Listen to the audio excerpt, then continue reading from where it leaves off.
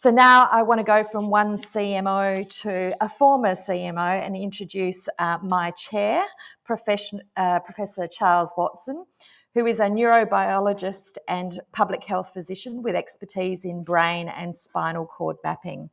He has a long-standing career teaching anatomy to medical and science students. His notable achievements include launching the Quick campaign and implementing breast cancer screening in WA during his tenure at the health department, so contributed to some of those declines. Charles holds professional positions at multiple universities and is renowned for his Atlas of the Rat Brain, cited in over 85,000 publications. His current research focuses on gene expression in the developing brain. In 2004, he was made a member of the Order of Australia for his contributions to brain research and public health. Please welcome Professor Charles Watson.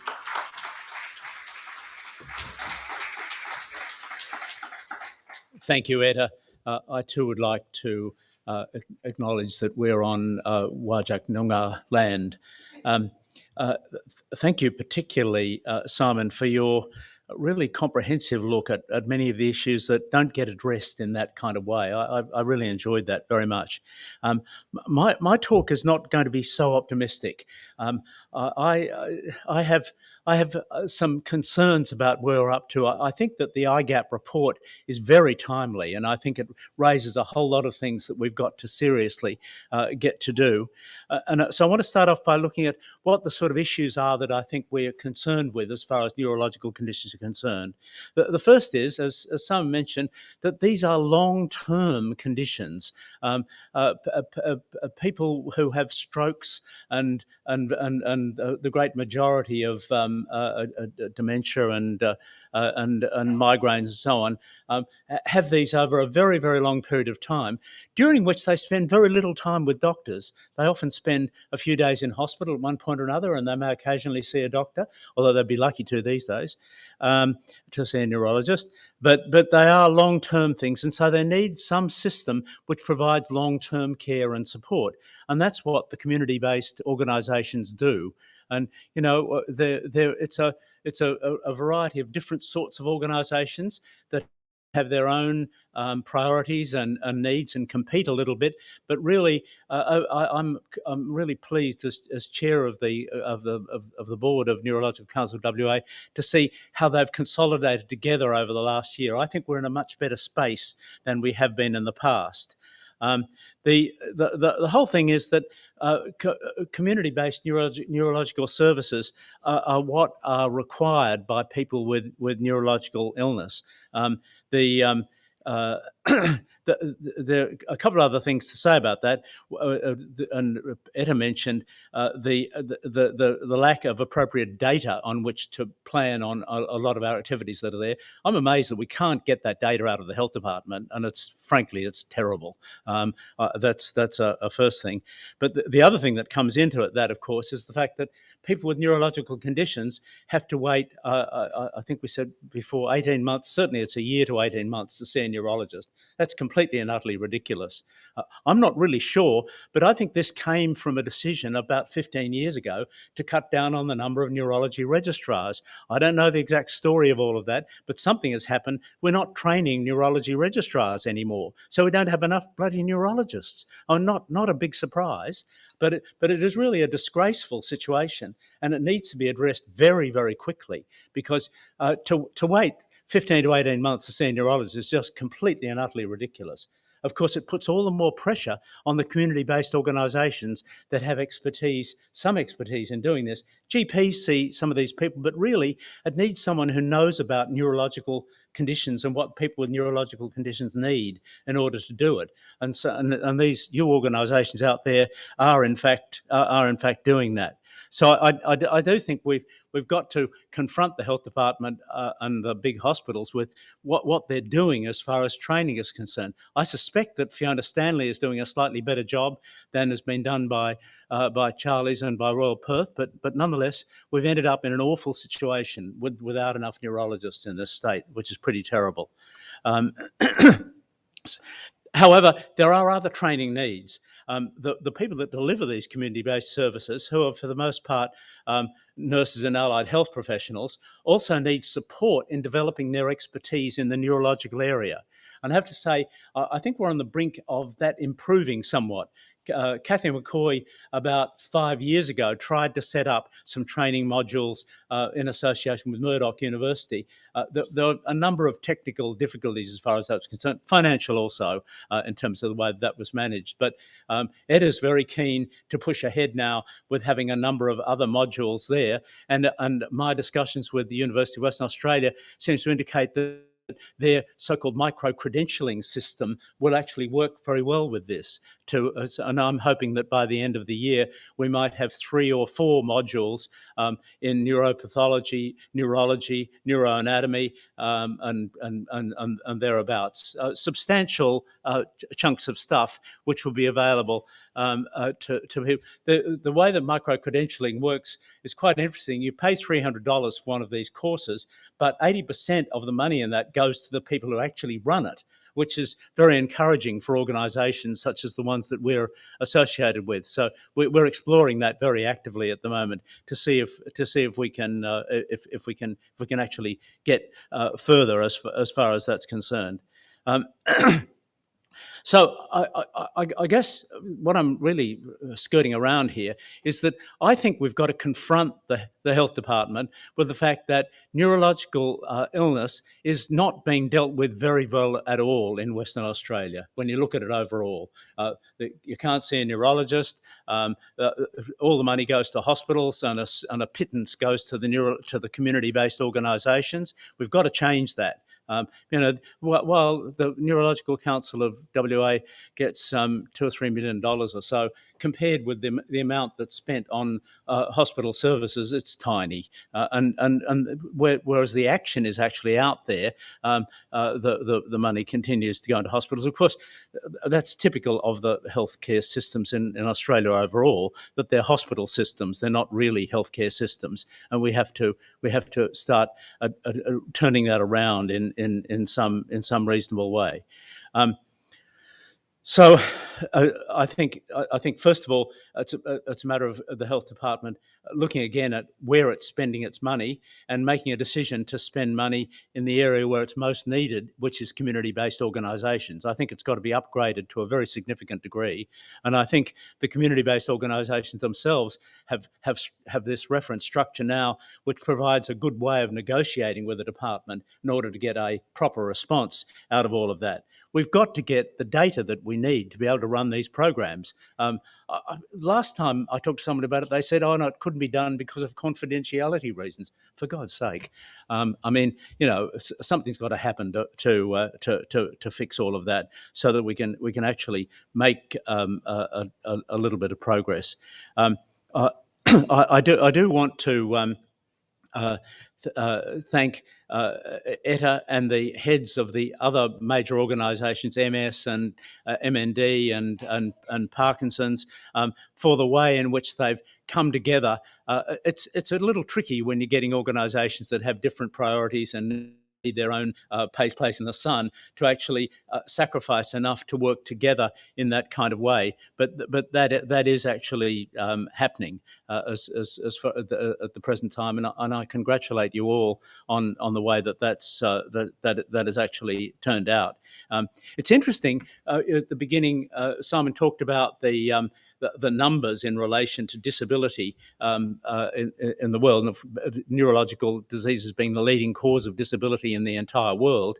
And the top 5 items in there are stroke, migraine, dementia, meningitis, and epilepsy.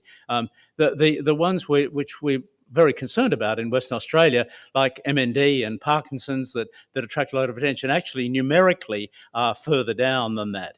But the numbers don't tell you the whole story as far as that is concerned, and what is needed to do what's needed for meningitis in Western Australia is rather different from what's needed for MND and Parkinson's. So the numbers don't tell you that you should ignore the other things or anything of that kind. We still have to focus as far as all of those things are concerned. So My other job just now is to introduce a video from Darshan Ghia. Simon bemoaned the fact that he wasn't there. He simply wasn't able to be in Western Australia at the time this happened, but he's made a video to give us his point of view. Darshan is very important to me because as chair of the board of Neurological Council of WA, he's the only neurologist on the board of that, and he provides a very important role in terms of keeping us on track. And so, how do we do this? Ready to go? Oh, he's actually there. Fantastic! Wow. Oh yeah. Okay. Through the magic of video, I'll introduce you to Dr. Darshan Ghia, a senior neurologist who's going to talk to us a little bit about his point of view from the provision of services. Hello, my name is Darshan Ghia. I'm a neurologist and head of stroke unit at Fiona Stanley Hospital in Perth. I'm also a conjoined senior lecturer at the University of Western Australia and have a private practice at Karrinyup.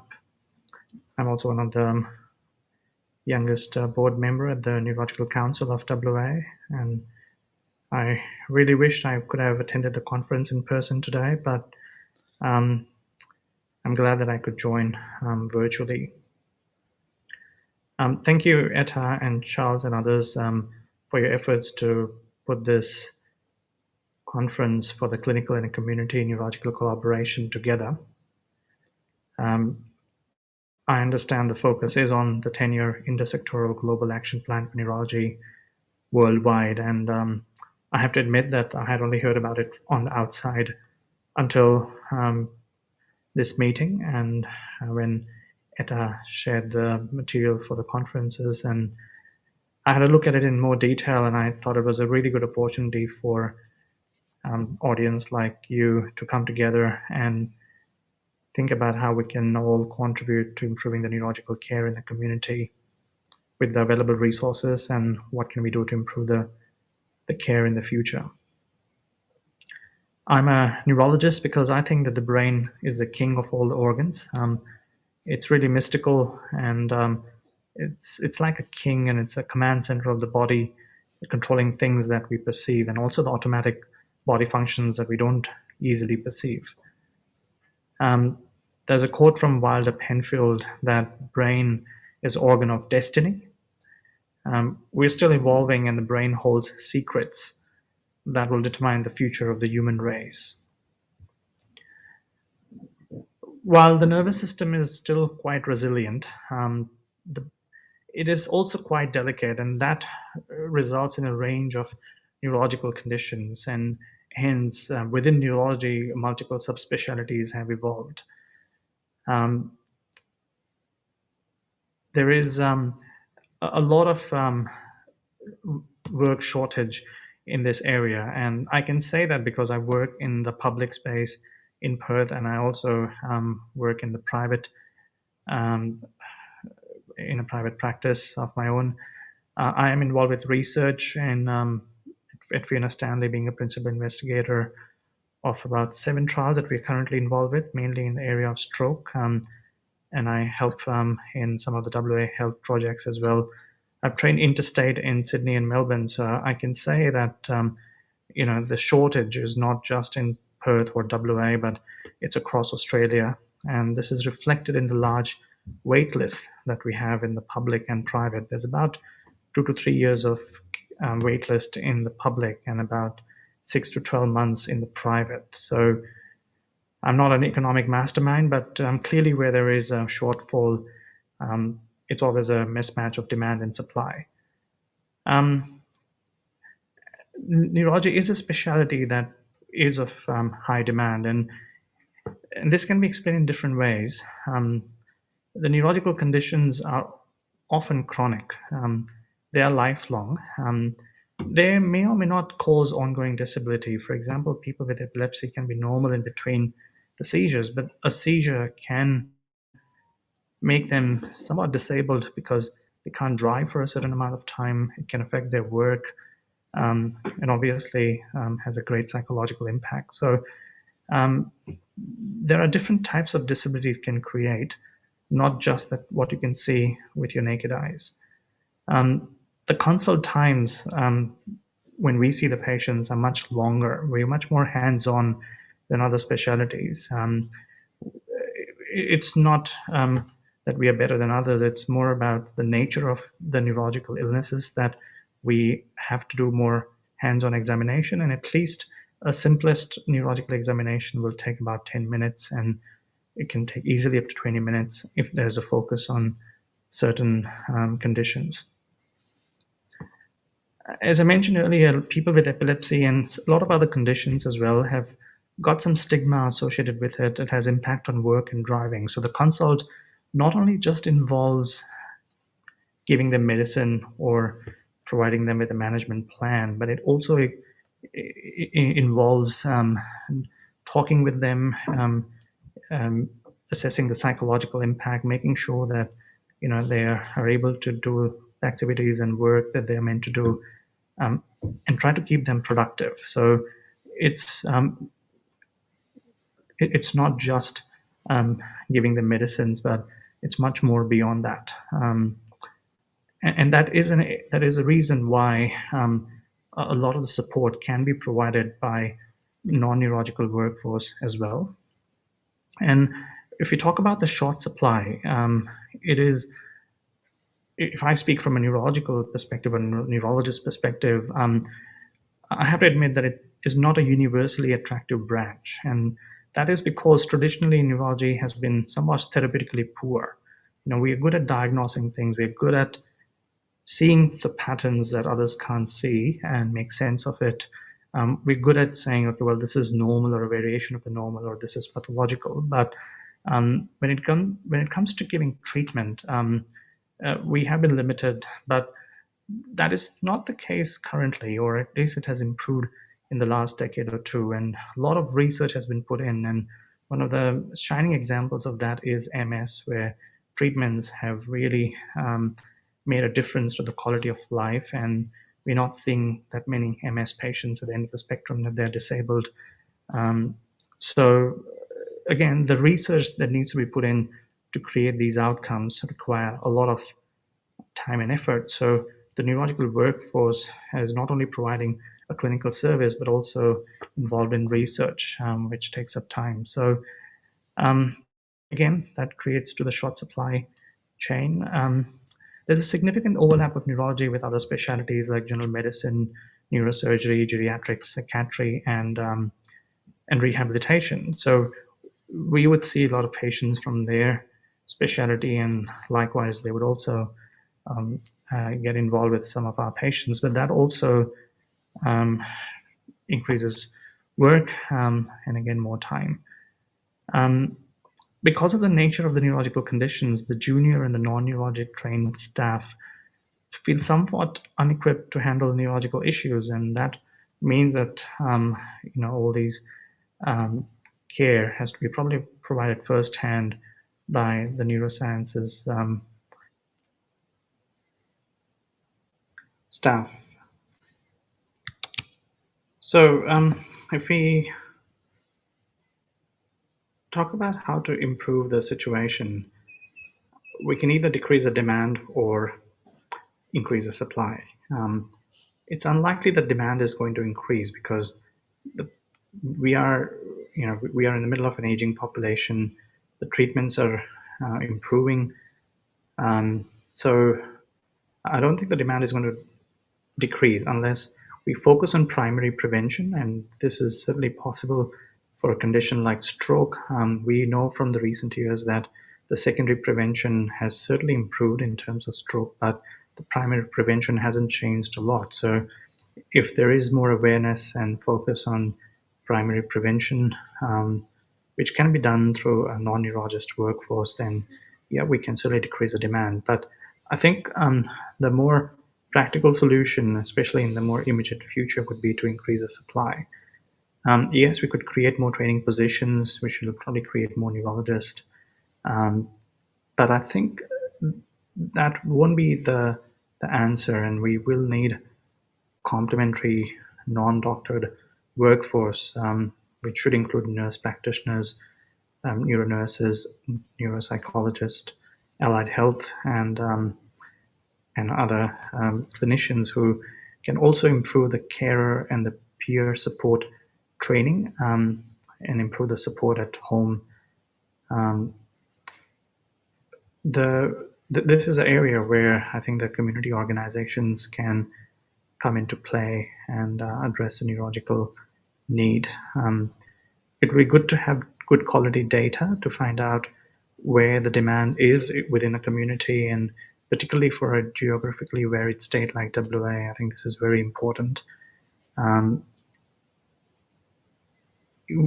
In my personal opinion, I think it'll be good to create neurology networks, which includes neurologists, but also a number of the non-neurology workforce, and it covers sort of a whole geographical area within a state, which should be the first port of call or first entry point for a patient. And if needed, they can be referred onwards to more specialty clinics and can be referred back from the specialty clinics once either a diagnosis or a care plan has been made.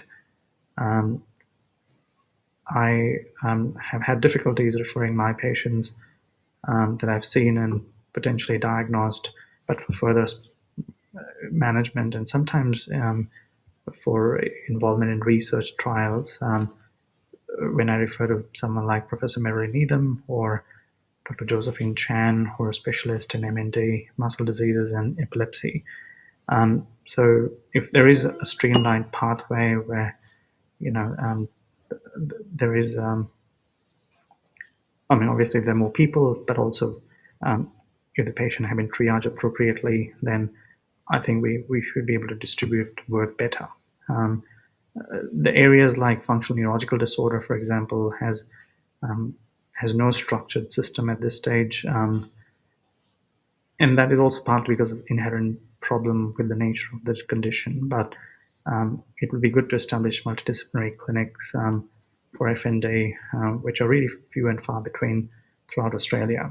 And all this requires work in collaboration, including the executive level engagement and to create positions and expertise. And that's why days like this or conferences like this are very important to bring people together, create awareness, use the network and resources to improve the care with the available resources and to see what we need in the future to improve this so that we can benefit the patient. And to end on a positive note, we have been working on a telestroke project probably from 2015, which has improved in a stage-wise manner to a point that we're going to launch the 24/7 telestroke, WA telestroke program on the 31st of July, where anyone who's dealing with a stroke patient across WA can call the 1-800 number and speak to a neurologist to get advice, mainly to focus on the hyperacute management, like thrombolysis and clot extraction. But during the daytime, we're quite open to taking calls from anyone, including from nursing posts and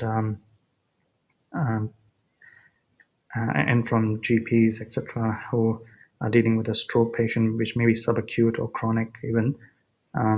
So it required a lot of restructuring of the existing system, 4 different health service providers coming together, contributing the neurologist to the roster, and also help from the Department of Health as well. And we will see how it goes, but I'm sure that it will really be very helpful to help the patient. And I am currently in Sydney for the National Telestroke Forum, which is why I couldn't join you. And I really wish that you all have a good day today and are able to produce new connections, engagements, and resources that we can help the patient in the community. Thank you once again, Etta and Charles, for providing this opportunity, and all the best.